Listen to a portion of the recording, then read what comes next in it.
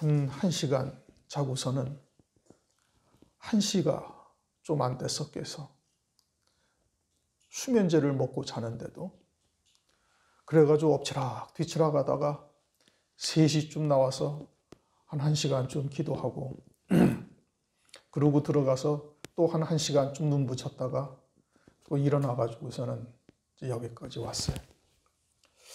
새벽에 딱 기도하는 가운데 이 오늘날 우리가 상고하는 엘리야와 엘리사의 문제가, 이 엘리야라는 선지자가 기원전 9세기 사람입니다. 기원전 9세기 사람이라면은 예수님이 오시기 한 800여 년 전 사람이라는 뜻이에요. 그러면 지금부터 2800년 내지 2850년 전 사람인 겁니다. 여러분 한번 생각을 해보세요. 이게 25년도 아니고 250년도 아니고 2800년 전 사람이에요. 2800년 전에 선지자를 통해서 말씀을 하시는데 그 말씀이 어디에 해당되어지는 말씀이냐면 주의 재림에 대한 말씀인 거예요. 주의 초림도 아니고 당시에 이스라엘 백성들에게 하시는 말씀도 아니고 주의 재림에 대해서 하시는 말씀이에요. 우리가 또 열왕기상 12장에 여로보암 왕이 단과 베델과 단에다가 금송아지를 세워놓고 아무 사람이나 보통 백성으로 제사장을 삼고 초막절 절기를 성경에서 말씀하시는 절기보다 한 달쯤 늦게 초막절을 지내고 있다. 그것도 2800년, 900년 전 일인 겁니다. 다윗이 3000년 전 사람이니까 다윗, 솔로몬, 그 다음에 르호보암의 때에 여로보암이 북이스라엘의 10지파를 데리고 왕으로 쓴 거예요.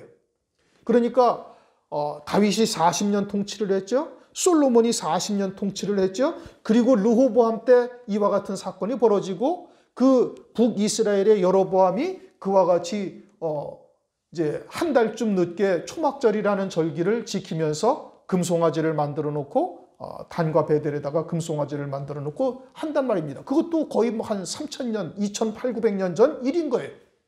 엘리야도 마찬가지로 2800여 년 전 사람이다 이겁니다. 그런데 2800여 년 전에 기록된 성경이 우리는 그냥 하나님 말씀이니까 그냥 읽어가고 또 그렇구나.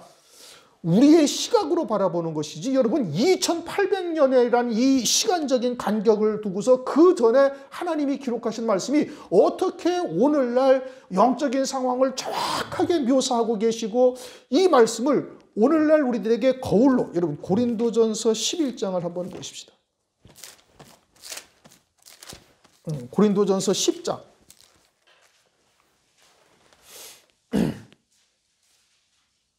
10장을 말씀하시면서 10장에 광야 이스라엘 백성들이 다 바다에서 세례를 받고 그리고 광야 40년 동안 이스라엘 백성들의 패역함을 쭉 기록하면서 11절 저희에게 당한 이런 일이 거울이 되고 새 성경에는 본보기다 이렇게 표현이 되어 있죠.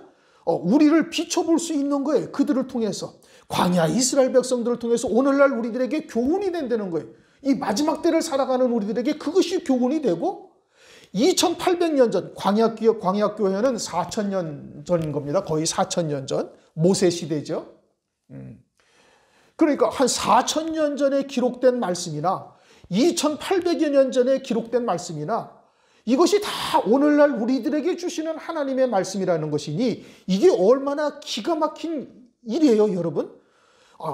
수천 년 전에 하신 말씀이 오늘날 우리에게 생명으로 와서 참 빛으로 비춰지는 이와 같은 역사를 이루는 이 일들이 이게 얼마나 기가 막힌 일이냐고요.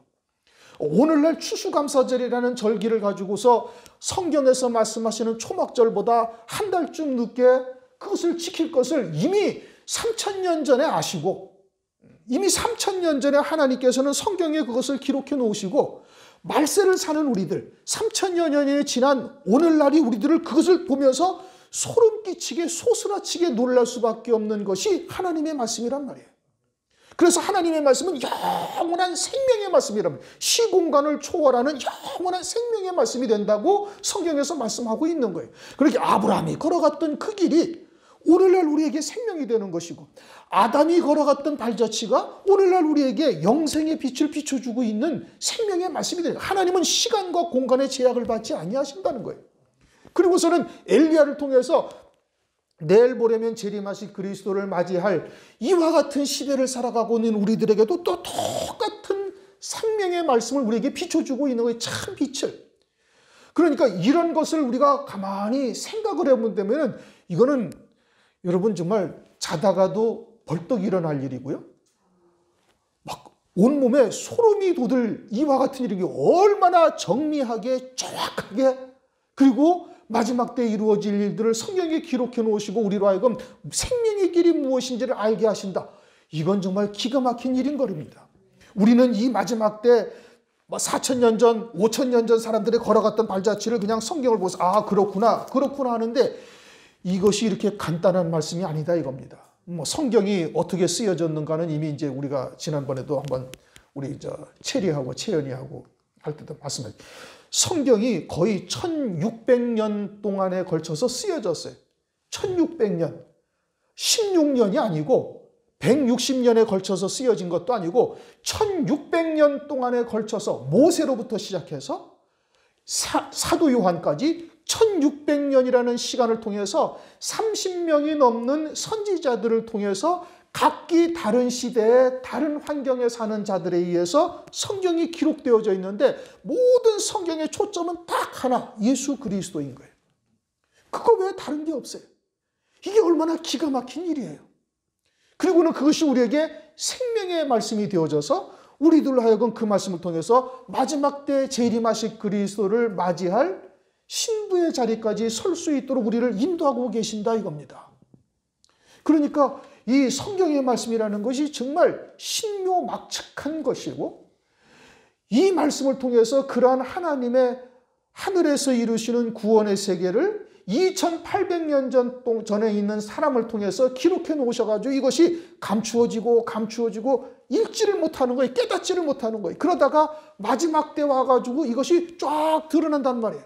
요한계시록에서 그렇게 말씀하죠. 하늘의 보좌로부터 번개와 그렇죠? 번개빛이 어디로부터 와요? 하늘의 보좌로부터. 번개와 음성과 뇌성이 하늘의 보좌로부터 우리에게 임하는 거예요. 그러니까 하나님께서 깨닫게 하지 아니하시면 도무지 알 수 없는 사실이다 이겁니다. 그러니까 우리는 지금 앉아서 아주 간단하게 듣고 아 그런가 보다 하지만 이 이면을 생각하고 그 전능하신 하나님께서 수많은 세월 동안 이스라엘 백성들의 발자취 그 참 진흙구덩이를 걸어가는 그들의 발자취를 통해서 오늘날 우리에게 영생에 이르게 하시려고 이 모든 것을 기록하셨다라는 것을 우리가 곰곰이 생각한다면 이거는 자다가도 벌떡 일어날 일이고요. 정말 기가 막힌 하나님의 은혜를 우리가 깨닫고 있다라는 것을 부인할 수가 없는 겁니다. 그럼 어떻게 해야 되겠어요? 우선 감사해야 되는 것이죠. 우선 감사해야 되는 것이고 부단히 자기를 하나님의 말씀에 하나가 되어지는 길로 부단히 자기의 발걸음을 옮겨가지 아니할 수가 없는 거예요. 왜요? 그것이 우리에게 생명의 길이기 때문에. 육신에 사는 동안은 이 땅에서 7, 80년입니다. 온전한 의식을 가지고 자기의 주관적인 의식을 가지고 살아갈 수 있는 기간이 어린아이 때로부터 해서 7, 80년이고 그 시간이 지나면은 그건 살아있어도 살은 게 아니에요. 그런데 그 7, 80년의 기간을 가지고서 영생을 어떻게 살아갈 것인가를 결정할 수 있는데 그 영생에 관한 모든 하나님의 말씀이 여기에 기록이 되어져 있는 거예요. 이 말씀을 통해서 깨달아가는 거예요. 그런데 그 말씀에 이 2800여 년 전에 기록된 선지자들을 통해서 말씀을 통해서 오늘날 우리들에게 그 빛을 비춰주고 있다는 것이 이게 기가 막힌 일이다 이 뜻인 겁니다. 이젠 본론으로 돌아가서 우리가 엘리야와 엘리사를 지금 상고하고 있어요. 엘리야는 이미 말씀드린 것처럼 말세의 종의 아주 대표 계시인 것이죠. 그리고 엘리야가 요단강을 건넌 후에 엘리사에게 묻습니다. 내가 네게 어떻게 하여 주기를 원하느냐? 갑절의 영감이 내게 있기를 원하나이다. 그러냐? 그러면 내가 하늘로 어떻게 올라가는 것을 네가 보면은 하나님께서 그와 같은 은혜를 베푸시는데 그게 쉬운 일이 아니다. 그래가지고 그 장면을 여리고성의 선지 생도들과 엘리야가 똑같이 봐요. 그렇죠? 엘리야가 회리바람을 타고 하늘로 올라가는 것을 여리고성의 선지 생도들도 보고 엘리사도 봤어요. 그런데 누구에게만 갑절의 영감이 임한 거예요? 엘리사에게만 임한 거예요. 그러니까 똑같은 상황을 같이 보고 있는데도 하나님의 은혜가 한쪽에는 임하고 한쪽에는 아무런 하나님의 생명의 역사가 없다 이겁니다. 그러면 그러한 가운데서도 오늘날 우리가 똑같은 성경을, 전 세계의 모든 크리스찬이 똑같은 성경을 가지고 있습니다. 물론 이제 해석에 따라서 이제 토시나 어휘가 조금씩은 다를 수 있지만 큰 맥락에서 보면 다를 바 없는 동일한 성경을 똑같이 가지고 있어요. 엘리야가 회리버름을 타고 올라가는 것을 다 보고 있는 거예요. 다 보고 있는데 누구에게는 영감이 갑절이나 임하는 것이고 누구에게는 그냥 하늘로 올라가는 것만 보이는 거예요. 오늘날 우리에게 그러한 갑절의 영감이 임하였다라는 것은 무엇을 말하는가? 엘리사처럼 불말과 불수레가 엘리야와 엘리사의 사이를 격하게 하고 막 강제로 띄워버리면서 불말과 불수레를 타고 엘리야가 하늘로 올라가는 것을 엘리사는 보고 여리고성 선지자들은 그걸 못 보는 거예요. 그러면 불말과 불수레를 가지고 회리바람을 타고 올라간다는 것이 뭐냐? 환난을 통해서 그와 같이 하늘에 예비된 영광을 위하여 올라가는 것을 말하고 있는 것이죠. 다시 말하면 요한계시록을 통해서 환난을 통해 이루시는 하나님의 구원의 뜻이 무엇인지를 깨닫는 거예요. 그게 영안이 열린 거예요. 불말과 불수레가 천사죠. 그것은 육신의 눈으로 보이는 겁니까? 안 보이는 겁니까? 안 보인단 말이에요. 그것은 영 안으로만 보는 거예요. 믿음으로만 보는 거예요. 그러니까 엘리사는 믿음으로 바라보고 있고 영안이 열려서 하늘나라를 바라보고 있고 하늘에서 이루시는 구원을 볼 뿐 아니라 하늘 위에 예비하신 영광이 무엇인지를 알고 있단 말이에요. 엘리야 선생님, 당신의 삶을 가리켜 맹세하노니, 그것은 당신의 생명을 가리켜 맹세하노니 이 뜻인 겁니다. 그럼 엘리야의 생명이 뭐예요? 엘리야의 생명은 모세와 엘리야가 마태복음 17장 따로 높은 산의 영광에서 그때 모세와 엘리야가 등장을 하잖아요. 다시 말하면 주님의 부활의 영광과 같은 영광을 가지고 있는 거예요. 그러니까 엘리야의 영광이 무엇인지를 엘리사가 보고 있고, 그리고서는 그것이 어떻게 올라가는지, 하늘로 올라가는지를 엘리사가 딱 보고 있다 이겁니다. 그것을 본 자에게 믿음으로 받으면 그 말씀대로 하나님께서 이루어 가시는 거예요. 똑같이 엘리야를 불말과 불수레로 하늘로 올라가잖아요. 올리워 가잖아요. 그러면 그 하나님의 말씀을 그대로 본 믿음으로 받은 자에게는 하나님께서 천사들을 보내서 그와 같이 이루어 가신단 말이에요. 다니엘서 12장 1절을 보면은 내가 천사장, 호위하는 천사장 대군 미가엘을 보내리니 너희가 그 창세일에 없던 환란 가운데 책에 기록된 자들이 구원을 받는단 말이에요. 누구에 의해서? 미가엘이라는 천사장에 의해서 우리가 도움을 받아서 구원을 이룬단 말이에요. 그럼 누구에게 그와 같은 미가엘이라는 천사장이 임해가지고 그와 같은 구원의 은혜를 베풀어 주시는 거예요? 천사, 즉 영으로 바라봐서 회리바람을 통해서 하늘로 올리우는 역사를 보고 믿은 자에게, 그건 엘리사만 보고 믿었잖아요. 여리고성의 선지생도들이 그것을 봤어요? 못 봤어요? 못 봤단 말이에요. 똑같은 눈으로 보는데 그들은 육신의 눈으로 보는 것이고 엘리사는 믿음의 눈으로 영안으로 바라보고 있는 거예요. 그것은 오늘날 우리에게 무엇을 말씀하는 거예요? 회리바람은 환란이요 마지막 환란을 통해서 이루실 하나님의 구원의 세계가 보인 자, 그리고 믿음으로 받은 자에게는 미가엘이라는 천사장 대군을 보내가지고 믿는 자에게 그대로 이루어 가시는 거예요. 그것이 대군 천사장 미가엘을, 내가 호위하는 대군 천사장 미가엘을 내가 보내겠다. 그리고 창세일에 없던 환란이 있을 텐데 그때 무릇 책에 기록된 자들이 다 구원을 얻게 된다라고 말씀하고 있는 거예요. 그 자리에 우리가 오늘날 서야 되는 겁니다.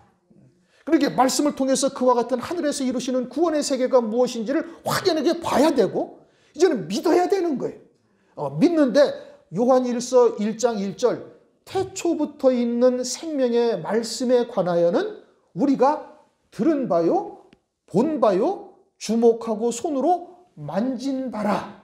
이게 우리의 신앙이 이제는 어린아이처럼 듣고 예언하는 자, 또 젊은이처럼 보고 증거하는 자, 또는 장로, 늙은이처럼 이제는 꿈을 꾸는 자와 같은 자리에 설 수가 있는데, 그와 같은 아비의 신앙, 장로의 신앙에 이른 자에게는, 믿는 자죠. 이제는 그 말씀이 내게 생명이 되어진 자란 말이에요. 그들에게는 천사장 미가엘을 보내서 하나님께서 믿는 대로 이루어 가시는 역사가 반드시 있다 이겁니다. 그것이 갑절의 영감을 받은 자인 거예요. 그래서 네가 어려운 일을 구하는도다. 그것은 하나님께 어려운 일이 아니라 우리 사람들이 그 말씀을 믿음으로 받고 끝까지 남은 자의 반열에 선다는 것이 쉬운 일이 아니다, 이런 뜻인 겁니다. 우리가 이제 지난 시간까지 그거를 참고했어요. 오늘은 이제 12절부터입니다. 엘리사가 보고 무엇을 봤어요? 불말과 불수레로 엘리야를 격하게 하고 하늘로 올라가는 것을 엘리사가 본 거예요. 그러면 회리바람을 타고 올라간 건데, 그 회리바람을 타고 올라간다는 것이 뭘 말하는 거예요? 환란의 회리바람을 타고 올라가는 거예요. 하늘 위에 표대를 바라보고 달려가는 거예요. 그러면서 그 올라가는데 그것은 곧 무엇을 말하는 것이다? 세상에 속한 것이 하나도 있지 아니하다, 이런 뜻입니다. 에녹이 하나님과 동행했다. 창세기 5장에도 그렇게 말씀하시죠. 에녹이 하나님과 동행했다라는 것은 하나님의 뜻에 자기를 완전히 일치시켜서 하나님의 뜻을 이루는 도구로만 이 땅에 살다가 간 거예요. 그게 하나님과 동행하더니 하나님께서 저를 데려가셨어요. 왜 그 데려가셨다라는 표현이 그냥 육체대로 죽음을 보지 않고 하늘로 싹 올라갔다, 그래서 그냥 육체로 하늘로 올라갔다, 이 뜻입니까? 그게 아니라 세상에 속한 또는 육신에 속한 것으로서는 하나도 살지 아니한 에녹이다, 이 뜻인 겁니다. 엘리야도 마찬가지로 세상에 속한 것 또는 육신에 속한 것이 하나도 남아있지 아니하고 그대로 하나님께 온전히 연락되는 삶이었다라는 것을 말씀하고 있는 거예요. 우리가 그와 같은 믿음으로 살게 되어지면 반드시 하나님께서 천사장 미가엘을 우리에게 보내셔서 환난날에 넉넉히 그와 같은 이 승리의 자리에 우리를 하나님께서 이룰 수 있도록 은총을 베푸시는 거예요. 그러면 오늘날 우리에게 그와 같이 회리바람으로 엘리야를 올리는 것이 뭐다? 마지막 때 이루실 하나님의 구원의 말씀. 다른 말로 말하면 이제 요한계시록이나 또는 좀 더 넓게 말한다면 이제 때에 따른 양식을 먹고 믿음으로 하나가 되어진 자가 되어야 되는 겁니다. 그러면 그와 같은 하나님의 은혜가 우리에게 역사하는 것이죠. 우선은 우리가 거듭난 자가 되어야 되죠. 거듭났다라는 것은 내 육신의 자아가 나의 자아가 아니고, 즉 아무개라는 이름을 가진 인격체가 내가 아니라 이제는 그리스도 안에서 영원한 생명이 나의 참 자아라는 것을 깨닫고 있으면은 하나님의 나라가 보이는 자고, 요한복음 3장 3절, 요한복음 3장 5절은 이제 그러면 물과 성령으로 하나님의 나라에 들어가는 자가 되는 거예요. 하늘에 속한 기쁨을 맛보고 하늘에 속한 자로서 조금씩 땅에서 끊어져 가며, 그리고 세상에 속한 것에서 조금씩 하늘로 올라가는 자가 되는 것이죠. 그렇게 살다가 온전한 이 마지막 때에 따른 말씀으로 믿음으로 완전히 화합이 되어져서 그 말씀이 내게 생명이 되어져 있으면은, 그러면은 이제는 아비의 신앙에 이른 자가 되는 것이고, 그들에게 하나님께서 환난날에 불말과 불수레를 보내서 세상과 격하게 하여 하늘나라로 데려간다 이겁니다. 우리가 이 마지막 때 하나님께서 부르신 하나님의 뜻이 무엇이냐? 말세에 주의 재림의 날 그리스도의 신부가 되게 하는 거예요. 그러면 그리스도의 신부는 뭐 어떻게 되는가? 환난날 예수의 증거와 하나님의 말씀을 인하여 목배임 받는 자가 그 자리에 서는 겁니다. 결국은 땅에서 완전히 끊어진 자가 되어야 그 영광에 이를 수가 있는 것이죠. 그렇게 하기 위해서 여러 가지의 환경을 우리에게 역사를 하는 겁니다. 그러면은 우리에게 다가온 모든 환경, 사람 또는 어떤 경제적인 일 또는 우리에게 다가온 여러 가지의 모든 주변의 있는 모든 환경이 다 무엇을 위해서 역사한 거예요? 내가 그와 같은 믿음에 서게 하기 위해서 역사한 거예요. 그렇게 보셔야 정확한 겁니다. 왜요? 하나님은 천지와 만물의 주권자가 되시기 때문에. 그러면 내게 무언가 어떤 일이 생기거나 또는 하나님께서 말씀을 통해서 무엇인가를 깨닫게 하셨을 때 또는 설교 말씀을 예배를 드리다가 무언가 하나님의 말씀에 큰 찔림을 받았거나 무엇이 있다라면 나로 하여금 그와 같은 믿음의 자리에 세우시려는 하나님의 성령의 역사인 거예요. 거기에 초점을 맞추어서 봐야 정확하게 자기의 영을 진단할 수가 있는 것이고 그렇게 하나님의 말씀 앞에 자기를 복종시킬 때 믿음이 자꾸 이제 성장되어져 가게 되는 겁니다. 그래서 엘리사가 보고 무엇을 봤다? 환난 날 이루실 하나님의 구원의 세기를 본 거고 이제 그것을 믿음으로 받은 자인 거예요. 그러면서 엘리사가 보고 소리 지르되 내 아버지여 내 아버지여. 지금 누구를 부르는 거예요? 엘리야. 막 회리바람을 타고 하늘로 쫙 올라가는데 엘리사가 뭐라고 불러요? 내 아버지여 내 아버지여. 육신의 아버지예요? 아니에요. 근데 아버지라고 부른단 말이에요. 우리가 그리스도를 믿고 세례를 받으면 이제 영적인 의미로서는 거듭난 자가 되는 겁니다. 거듭난 자라는 것은 조금 전에 말씀드린 것처럼 육신의 자아, 어떤 정신의 인격, 이것이 나가 아니고 참 나는, 참 자아는 그리스도 안에 있는 영원한 생명, 구원받은 그 생명이 자기의 참 자아라는 것을 알고 이 생명은 어디로부터 난 거예요? 그냥 자연적으로 툭 떨어진 겁니까? 우리의 육신의 목숨은 누구로부터 나왔어요? 부모님으로부터 받은 거예요. 그러면 이 영원한 생명은 누구로부터 받은 거예요?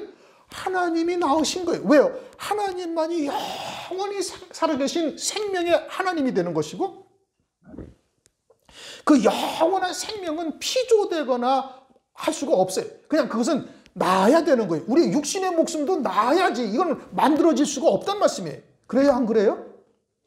다시 설명을 드려요. 하나님께서는 하나님의 나라를 위해서 세상의 것들을 만드셨어요. 그리고 세상의 것들을 통해서 본질은 어디를 봐야 되는 거예요? 하나님의 나라를 봐야 되는 거예요. 그러면 우리 육신의 목숨이 갑자기 어디서 뚝 떨어졌어요? 아니에요. 부모로부터 나온 거예요. 이게 낳은 자가 있어야 우리의 육신의 목숨이 있단 말씀이에요. 그러면 육신의 목숨이 있다는 것을 알면은 영원한 생명은 어디로부터 올 수가 있어요? 그건 영원한 생명의 하나님밖에 아버지밖에 그 영원한 생명을 만들 수가 없어요. 그냥 아버지께서 낳으셔야 되는 거예요. 우리의 육신의 목숨, 육신의 생명을 만들 수가 없듯이 오늘은 무슨 복제를 한다고 그러는데 이제 그건 말씀드린 것처럼 하나님의 권능에 이제 아주 도전을 하는 겁니다. 마지막 바벨론의 벽돌, 바벨탑을 지금 마지막 벽돌을 올리고 있는 거예요. 생명의 세계를 도전하는 거예요. 그건 하나님만이 창조주가 되는 건데 그러니까 영원한 생명은 사람이 만들 수가 없어요. 만약에 그 영원한 생명을 사람이 만들 수가 있다는 것은 그건 뭘 말하면 내 스스로 구원에 이를 수 있다 이런 의미인 겁니다. 그러나 사람 스스로는 영생에 이를 수가 없고 영원한 생명은 하나님께로부터 낳고 하나님으로 말미암아 영생의 열매를 맺을 수가 있어요. 그래서 우리로 하여금 사람의 의로 열매 맺지 못하게 하려고 거역의 씨, 원죄라는 것을 두신 겁니다. 그러니까 거듭난 자는 마태복음 23장 9절 땅에 있는 자를 아비라 하지 말라 너희 아버지는 한 분이시니 곧 하늘에 계신 자시니라. 그러니까 내가 거듭난 자, 여러분 그리스도인으로서 세례를 받고 이제는 그리스도인이 되어졌으면은 나의 참 아버지는 하나님 아버지가 나의 참 아버지가 되시는 거예요. 내가 육신으로 살고 있으면 육신의 부모가 나의 부모라고 얘기를 하고 있고 영으로 사는 자는 아버지가 나의 참 아버지가 되는 거예요. 여러분 육신은 조금 전에 말씀드린 것처럼 7, 80년 동안의 기간 동안만 육신의 관계가 형성이 돼요. 우리가 육신의 장막을 벗고 하나님 나라에 가면 하나님 아버지와 나는 아들의 관계예요. 이게 모든 하나님의 자녀들이 하나님 아버지와 아들의 관계로서의 영적인 관계가 되는 거예요. 그럼 할아버지의 몇 대손 할아버지 이렇게 되는 게 아니란 말씀이에요. 그럼 육신의 관계는 어떻게 돼? 이제 하늘나라에 가면 그냥 아는 사이인 거예요. 육신의 관계는 이 땅에 물질 세계에 있을 동안에 우리가 가지게 되는 관계인 것이고 이제 영적인 존재로서의 나의 참 자아가 무엇인지 깨달은 자는 나의 참 아버지는 누가 아버지? 하늘에 계신 아버지가 아버지인 거예요. 땅에 있는 자를 아비라 하지 말라.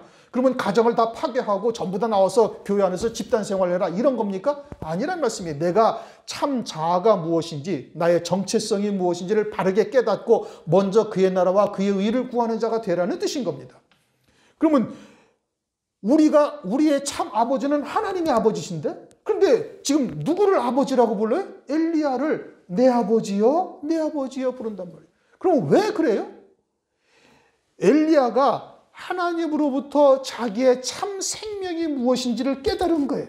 그리고 그 첫째 부활의 영광, 따로 높은 산의 영광이 엘리야의 생명이 되었단 말씀이에요. 잘 들으셔야 돼요. 그 따로 마태복음 17장에서 말씀하시는 따로 높은 산의 영광, 즉 주님의 그 부활의 영광이 엘리야의 생명이 된 거예요.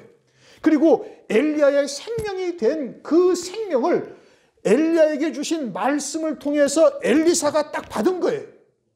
말씀이 영이요, 말씀이 생명이에요. 그렇죠? 그러면 엘리사의 생명을 엘리사에게 주신 말씀을 통해서 내가 딱 받았단 말이에요. 그러면 그 말씀을 통해서 나도 그 생명을 받은 자가 되는 거예요. 그래서 고린도전서 4장 15절에 내가 복음으로써 너희를 낳았느니라. 사도 바울이 그러잖아요. 그러면 하나님께서 주의 종을 먼저 세우시고 주의 종에게 하나님께서 많은 광야길을 걷게 하시면서 연단 가운데 그에게 예비된 영광이 무엇인지 그에게 말씀으로 주시는 거예요. 무슨 얘기인지 이해되셨습니까? 말씀이 생명이 되고 말씀이 그에게 영광이 되고 그의 삶의 모든 것이 되는 거예요. 그래서 그 말씀을 성경에 있는 말씀을 통해서 이 말씀을 증거해서 그 생명을 여러분 안에도 계시는 성령께서 그 말씀을 믿음으로 딱 받게 하는 거예요. 그러면 그게 뭐예요? 하나님이 성령을 통해서 내게 주신 생명의 말씀이 되는 것이고 그렇게 되어졌으니 그러니 복음으로써 내가 너희를 낳았다라고 말하고 있는 거예요. 그런데 그럼 왜 두 번을 불러요? 한 번만 부르면 되는데 내 아버지요, 내 아버지요 두 번을 불렀단 말이에요. 누구를? 엘리야를. 그것은 엘리야를 통해서 가죽옷의 구원의 생명을 깨달아 받은 것이고 두 번째는 영생의 열매 맺는 생명을 말씀을 통해서 받은 거예요. 우리가 생명이 그냥 아직 예수 그리스도를 온전히 알지 못하고 이제 하나님의 말씀을 통해서 우리가 애시당초부터 산자로서 이 땅에 보냄을 받았구나. 아담이 죽은 자가 되었을 때 우리도 죽었고 아담이 산자가 되었을 때 아담의 허리 속에 있는 나도 산자다. 이건 뭐 성경 더 안 찾아봐도 되죠. 히브리서 7장 9절 10절 말씀이 있습니다. 그래가지고 요한복음 13장 10절에 이미 목욕한 자가 된 거예요. 사도행전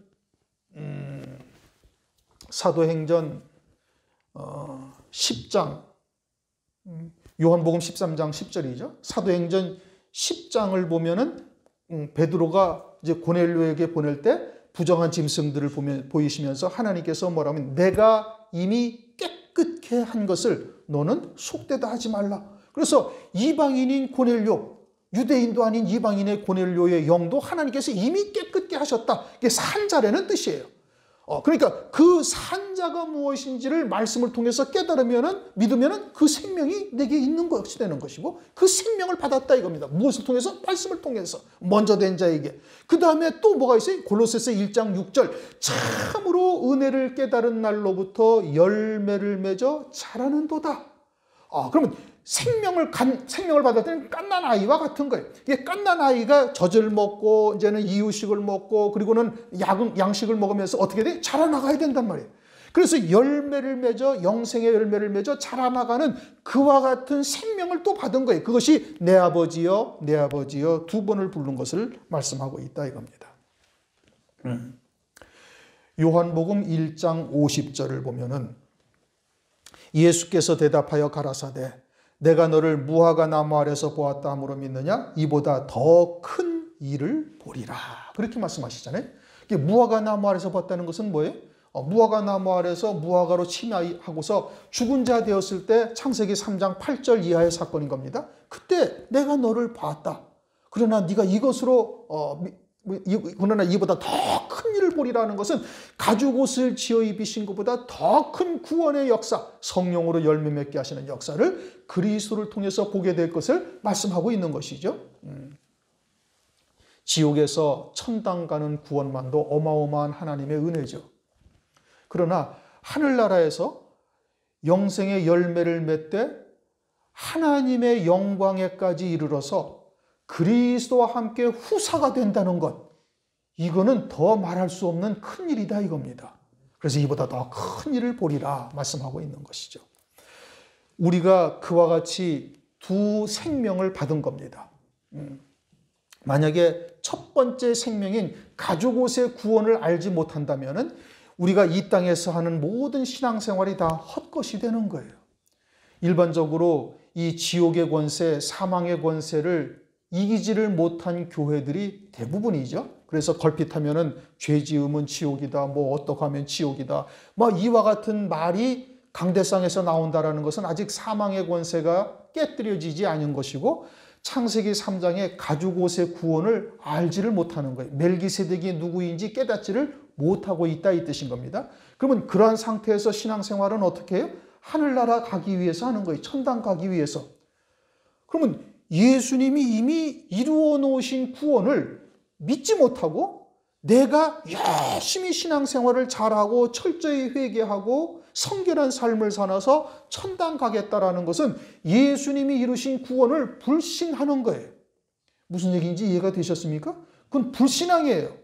아무리 열심히 신앙생활을 잘하고 자기 스스로 아주 성결한 삶을 살아가면서 아침부터 저녁까지 그냥 죄 짓지 않으려고 막 눈도 부릅뜨고 막 이렇게 살아간다 할지라도 그것은 불신앙의 삶이니까 그건 예수와 상관이 없는 삶이 되는 거예요. 이 기가 막힌 일이잖아요. 그런데 여러분 대부분 그리스도인들의 신앙생활을 보시면 거의가 다 그렇게 신앙생활합니다. 천당 가기 위해 신앙생활하는 거예요. 하늘나라에 올라가서 슬피 울며 땅을 치며 슬피 울며 이를 갈미 있으리라. 그 다음에 내 아버지여 내 아버지여, 그 다음에 뭐라고 불러요? 이스라엘의 병거와 마병이여. 이스라엘의 병거와 마병이라는 것은 이스라엘을 지키는 자라 이런 뜻인 겁니다. 엘리야가 이스라엘을 지키는 자다 이거예요. 누구로부터 지키는가? 세상의 군대로부터 지키는가? 온 세상의 주권이 누구에게 있어요? 하나님께 있어요. 유다가 바벨론에 멸망당했고 북쪽 이스라엘은 그보다도 훨씬 전에 아수르에 의해서 멸망당했어요. 그러면 아수르가 멸망시킨 거예요? 아니면 하나님께서 멸하신 거예요? 하나님이 멸하신 것이죠. 그렇죠? 에레미야 5장 1절 너희는 예루살렘 거리를 빨리 왕래하며 그 넓은 거리에서 찾아보고 알라. 너희가 만일 공의를 행하며 진리를 구하는 자를 한 사람이라도 찾으면 내가 이 성을 사하리라. 그래서 유다 예루살렘에 공의를 구하고 진리를 찾는 자 한 사람이 없어서 바벨론에 쫙 멸망당한 거예요. 그러면 의인이 만약에 한 사람이 있었다면 누가 유다와 예루살렘을 지키는 자예요? 그 사람이 지키는 자예요. 아무리 많은 군사와 또는 막 병거가 있다 할지라도 하나님이 멸하고 시자 한다면 그냥 멸하는 거예요. 18만 5천 명의 아람 군대를 하나님께서 하루아침에 전부 진멸시켜버리셨잖아요. 그러니까 아무리 많은 군사와 핵무기로 우리를 무장하고 있다 할지라도 하나님이 무너뜨리고자 하신다면 아무리 많은 핵무기가 있어도 그냥 무너지는 거예요. 왜요? 하나님이 절대적인 주권자이시기 때문에. 그렇게 핵무기가 나라를 지키는 거예요. 의인 한 사람이 나라를 지키는 거예요. 의인 한 사람이 나라를 지키는 거예요. 하나님이 절대 주권자시거든요. 큰 교회들은 일반적으로 기도할 때 나라와 민족을 위해서 기도합시다. 물론 나라와 민족을 위해서 기도해야 되죠. 그러나 내가 하나님이 찾으시는 의인 한 사람의 자리에 들어간다면 내가 이 나라를 지키는 자인 거예요. 소돔성은 의인 몇 명이 없어가지고 멸망당했어요. 의인 10명이 없어서 멸망당했어요. 예루살렘, 유다는 몇 명이 없어서 멸망당했어요. 단 한 명이 없어서 멸망당한 거예요. 그러면 소돔성의 때보다 유다 이때가 훨씬 더 악하다 이 뜻인 겁니다. 그러면 유다가 멸망당하던 때 한 2500년 전보다 지금은 훨씬 더 선해졌는가? 교회가 수도 없이 이 골목만 해도 교회가 10여 개가 있고 전 세계적으로 7억, 8억의 크리스찬들이 있으니까 그때보다 훨씬 더 선해졌는가? 그렇지가 않다 이겁니다. 더 악해진 거예요. 오히려 하나님의 이름을 빙자해서 영적으로 간음, 영적으로 음행, 영적으로 살인, 영적으로 도적질, 영적으로 모든 못된 짓들은 다 하면서 하나님의 이름으로 거룩한 듯이 그냥 깨끗한 옷 입고 주일날 나와서 앉아있다고 그게 거룩한 것이고 그것이 의인이냐? 아니란 말씀이에요. 그럼 누가 나라를 지키는 자예요? 군대가 나라를 지켜요? 아니요. 의인, 공의를 행하며 진리를 구하는 의인 한 사람이 이 나라를 지키는 거예요. 그럼 마지막 때는 재림하실 그리스도를 맞이할 신부의 신앙에 부담이 되고자 달려가는 자들이 의인이에요. 아직은 온전치 못하다 할지라도 믿음으로 받았다? 의인이란 말이에요. 여호와를 믿으니 창세기 15장에 아브라함에게 하신 말씀이 여호와를 믿으니 이것을 저에게 의로 여기시고 일단 믿음으로 받으면 의인이 된 거예요. 그리고서는 부단히 자기를 복종시켜서 그 꼭대기까지 올라가는 자가 되는 것은 이제 하나님께서 우리를 통해서 믿는 자에게 이루어 가시는 거예요. 그러니까 마지막 때에 따른 말씀을 믿음으로 받았느냐? 그들이 이 나라를 지키는 것이고 그들 때문에 이 세상을 아직도 하나님께서 보존해 두신 거예요. 믿으십니까? 우리가 그 자리에 서야 되는 거예요. 나라를 위해서 기도해야죠. 그러나 그보다 더 중요한 것은 내가 하나님이 찾으시는 의인의 자리에 한 사람으로 내가 서 있다면 이게 나라를 지키는 자요. 이게 교회를 지키는 자가 되는 것이다 이겁니다. 그러면서 엘리야가 다시 보이지 아니하는지라 이것은 그의 모든 삶이 하나님께 연락되는 삶이었다. 세상에 속한 것, 땅에 속한 썩어질 것이 하나도 없었다는 뜻인 겁니다. 우리의 삶이 이제 그렇게 돼야 되는 거예요. 땅에 속한 것, 육신에 속한 것이 이제 점점적으로 끊어져서 속히 그러한 때에 따른 마지막 때 이루실 하나님의 구원의 말씀이 내게 온전한 생명이 되어져서 이제 그 말씀으로만 사는 자 되어야 되는 거예요. 그것이 나라를 지키는 자요. 그들을 위해서 하나님께서 역사를 하시는 겁니다. 이에 엘리사가 자기 옷을 잡아 둘에 찢고 아주 극도의 아주 그냥 슬픔의 표현이죠. 아무리 영에 속한 자라 할지라도 육신으로 사는 동안 의지하고 기댈 수가 있는 자가 있다는 것은 큰 복인 겁니다. 그런데 그러한 엘리야가 하늘로 올라가 버리는데 자기를 돌아보니 자기는 한량없이 부족한 것이고 그러니 영적인 아버지와 같은 엘리야가 더 있었으면 좋았을 텐데 그냥 하나님께서 데려가시니 아주 극도의 슬픔을 지금 이제 나타내고 있는 것이죠. 13절 엘리야의 몸에서 떨어진 겉옷을 주워가지고 돌아와서 겉옷을 주었다라는 것은 이제 그와 같은 겉옷의 신앙이 되었다 이 뜻인 겁니다. 그럼 엘리야의 겉옷은 어떤 옷이었어요? 엘리야의 겉옷이 지금 열왕기하 구약 성경에는 나오지 아니하는데 이제는 주님께서 세례 요한을 주님께서 누구라고 말씀하셔요? 엘리야다 이거. 그리고는 세례 요한이 마태복음 3장 5절을 보면 약대 털옷을 입고 있어요. 3장 5절인가? 저수는 제가 정확하게 모르겠어요. 3장 5절을 보면 약대 털옷을 입었다 이게. 음식은 메뚜기와 석청이더라.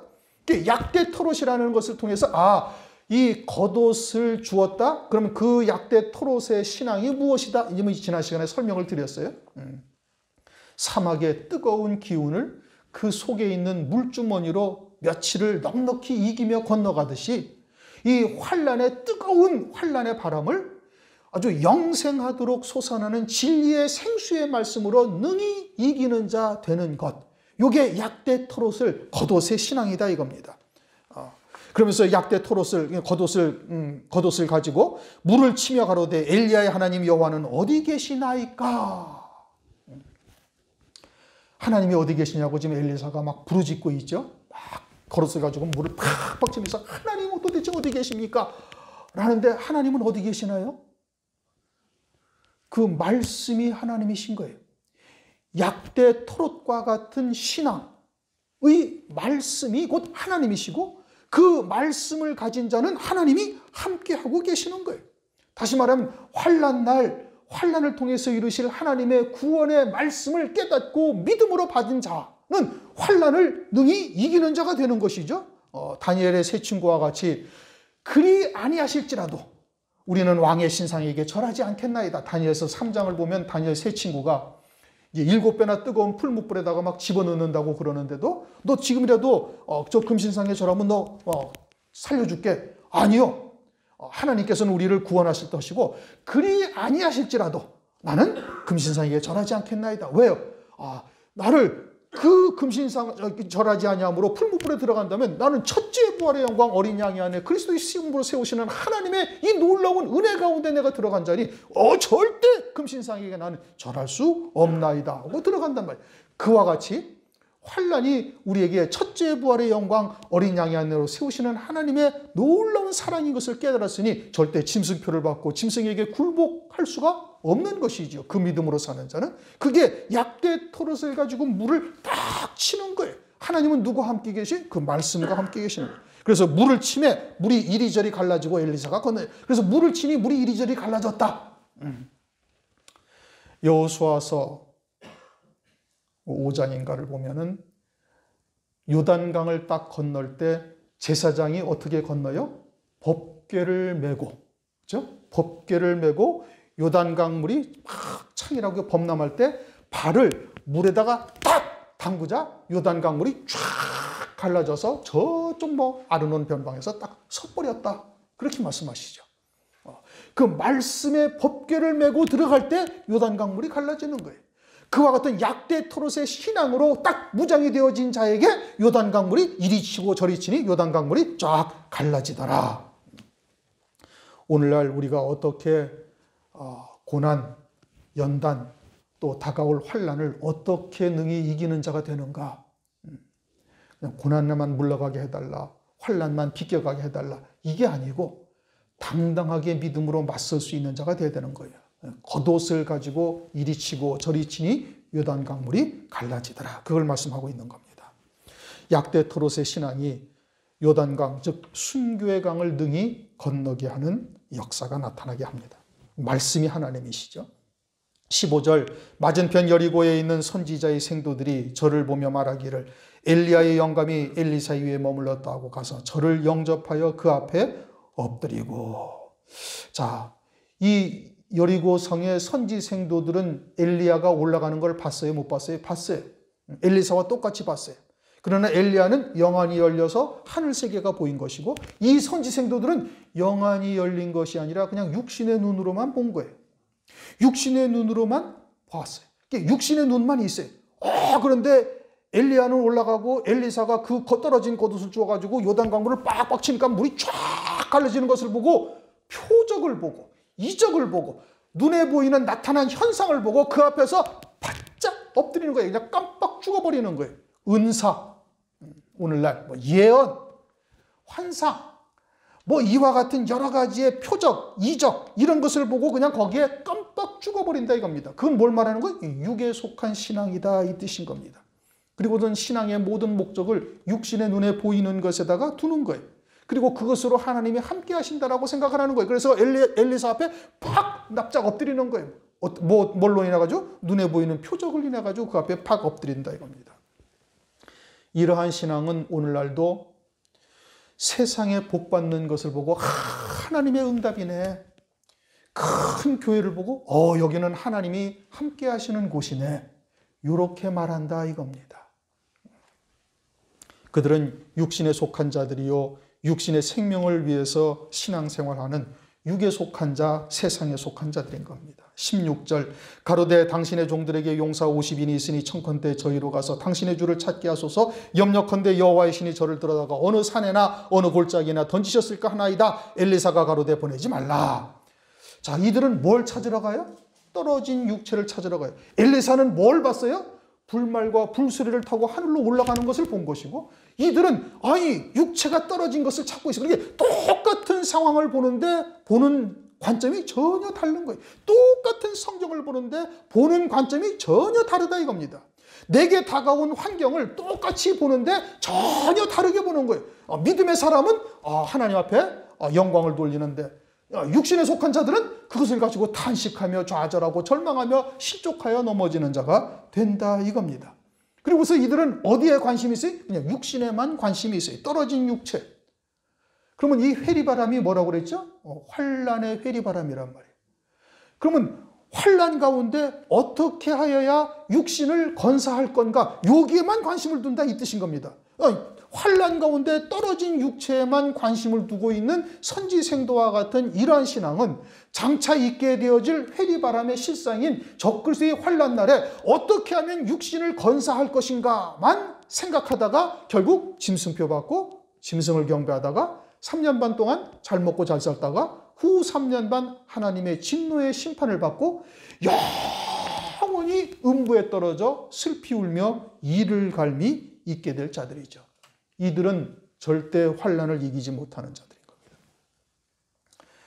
육신의 생명으로만 사는 자들이니까 짐승표를 안이 받을 수가 없고 음료교회 큰성 바벨론이 되는 것이고요. 이들은 하늘나라를 오늘날 이야기하지만 실상은 하늘나라가 보입니까? 하나도 안 보이는 겁니다. 하나도 안 보이고 그냥 말로만 하늘나라, 아니 그거는 기본적인 것이지. 그런데 가장 기본적인 것을 모르고 있는 거예요. 그러면서 그들에게 용사 50인이 있다. 그럼 이 용사 50인은 어떠한 면에서 용사라는 거예요? 육에 속한 자로서의 용사 50인이다 이겁니다. 로마서 6장 13절을 보시면은 하나님 앞에 의의 병기가 있고 불의의 병기가 있어요. 하나님의 자녀들임에도 불의의 병기가 된단 말이에요. 그래서 예수님 당시에 유대인들의 대다수가 이 불의의 병기가 돼가지고 예수님을 하나님의 이름으로 십자가에 못 박아 죽이는 겁니다. 여리고성의 선지생도들도 역시 마찬가지. 그런데 그들이 용사다 이렇게 말하고 있죠. 여호수아서 6장 1절을 보면 여리고성의 모든 문들을 다 닫아 걸고 아무도 출입하지 못하게 한다. 이게 아주 그냥 악으로 가득 찬 굳건한 용사인 겁니다. 그리고는 다른 하나님의 말씀 이런 것은 전혀 받아들이려고 하지 않아요. 성경에서 말씀하시는 귀머거리 독사죠. 독사 중에 제일 독한 독사가 뭐 어떤 독사예요? 귀머거리 독사라니까요. 아예 듣지 않는 거예요. 왜? 귀가 먹었으니까. 아무리 하나님의 말씀을 성경을 가지고 뒤밀고 얘기해줘도 듣지 않아요. 귀머거리 독사죠. 그리고서 다 물어서 그 영을 다 죽이는 겁니다. 엘리사가 가로되 보내지 말라. 영에 속한 자가 바라보기에 그거는 어리석은 일인 것이죠. 육체가 중요하지가 않은 거예요. 우리가 이 땅에서 육체로 어떻게 살았는가, 무엇을 누렸는가, 어떠한 힘이 있는가, 이거는 하나님과는 전혀 상관이 없는 거예요. 만약에 그러하다면 하나님의 나라가 공의롭지 못한 나라인 것이죠. 그러니까 보내지 말라. 육에 속한 자들은 그것을 깨닫지를 못하는 겁니다. 17절 무리가 저로 부끄러워하도록 강청함에 보내라 한지라. 저희가 50인을 보내었더니 사흘 차 때 발견하지 못하고. 이제 한번 말씀을 드렸죠. 엘리사가 부끄럽도록 강청했다라는 것은 뭘 말하는가? 이게 이제 윤리 도덕적 차원에서 말한 거예요. 아니 제자가 돼가지고 당신이 엘리야의 선생을 그렇게 수족처럼 쫓아다니면서 수종을 들다가 엘리야 선생이 하늘로 올라갔는데 하나님께서 그 육체를 어디다 던지셨을 터인데 아니 제자된 자로서 어떻게 스승의 시체도 찾지도 아니하고 이럴 수가 있습니까? 아니 어떻게 사람으로서 그럴 수가 있습니까? 하고 인간적인 도리, 윤리, 도덕 또는 논리, 이성 이런 것으로 하나님의 말씀을 대적하는 역사를 지금 말하고 있는 거예요. 성경에서 부모를 공경하라는 것이 육신의 부모를 공경하라는 얘기입니까? 아니잖아요. 그렇죠? 근데 문자로는 세상에 있는 삼강오륜이나 또는 윤리도덕이나 문자가 같다는 말씀이에요. 그러니까 세상의 종교, 예를 들어서 코란, 이슬람교 또는 불교, 그들은 불경이라고 이야기를 하죠. 뭐 기타 윤리도덕 이런 말씀이나 성경에 기록된 말씀이나 같은 말씀들이 많이 있다. 그래서 이와 같은 공통점을 찾아서 우리가 서로 종교가 하나가 되자. 거기서부터 시작하자. 사랑하고 우리가 서로 평화롭게 공존하며 우리가 그렇게 종교가 평화를 이루면서 세상에서 모범을 보이고 우리 종교를 가진 자들이 하나가 되자라고 하는 것이 종교일치운동입니다. 마지막 때가 되니까 그런 것이 이제 벌어지고 있죠. 그러나 하나님의 말씀이 문자대로 그들과는 같다 할지라도 말씀의 뜻은 전혀 다른 겁니다. 그러니까 육신에 속한 자들은 성령의 일을 깨닫지 못하나니 고린도전서 2장 14절 말씀하고 있죠. 전혀 다른 뜻인데 알지를 못하는 겁니다. 18절 엘리사가 여리고에 머무는 중에 무리가 저에게 들어오니 엘리사가 저에게 이르되 내가 가지 말라고 너에게 이르지 아니하였느냐 하였더라. 이 육에 속한 자들은 썩어질 것에서 하나님을 찾고 떨어진 육체를 하나님의 뜻이라고 찾아다니고 있는 거예요. 이렇게 썩어질 것에서 하나님을 찾고 이 땅에서 복을 받아 누리고 영화를 누리는 것이 하나님의 축복이라고 생각을 하는 거예요. 회리바람을 타고 하늘로 올리우는 것이 이것이 하나님의 축복이라는 것은 전혀 깨닫지를 못한다 이겁니다. 그러니까 환난을 바라보는 시각이 전혀 다른 거예요. 성경에 똑같은 말씀을 가지고 있으면서도 바라보는 시각이 전혀 다르다 이겁니다. 그런데 이제 우리가 이러한 하나님의 말씀을 나가서 증거해도 받을 자들이 별로 없죠. 그러나 성경은 뭐라고 말씀하시는가? 로마서 11장 5절. 그런즉 이와 같이 이제도 은혜로 택하심을 따라 남은 자가 있느니라. 남은 자는 있습니다. 우리처럼 드러나지도 않고 찾아다녀도 보이지도 않고 그러지만 구석구석 박혀져 있는 거예요. 그들 때문에 이 나라가 지금 존재하는 것이고 세상이 아직 멸망당하지 아니한 거예요. 우리가 그와 같은 믿음의 자리에 서야 되는 것이고 엘리사가 본 것처럼 우리도 보고 믿음으로 완전히 하나가 되어 생명이 되기까지 끝까지 하나님께 부르짖어 기도해야 되는 거예요. 갑절의 영감을 하나님께 구하시길 바라고 그리고 그와 같은 하나님의 말씀을 내게 주신 하나님의 말씀을 정말 소중하게 생각하셔서 이것이 하나님의 크신 은혜요 은총이라는 것을 절대 잊어서는 아니 되는 겁니다. 감사하시고 하나님의 나라와 의를 구하면서 마지막 때 남은 자들을 위해서 우리가 기도하고 또 부단히 복음과 진리의 말씀을 증거해서 살릴 자를 살리시기를 주님의 이름으로 축원합니다.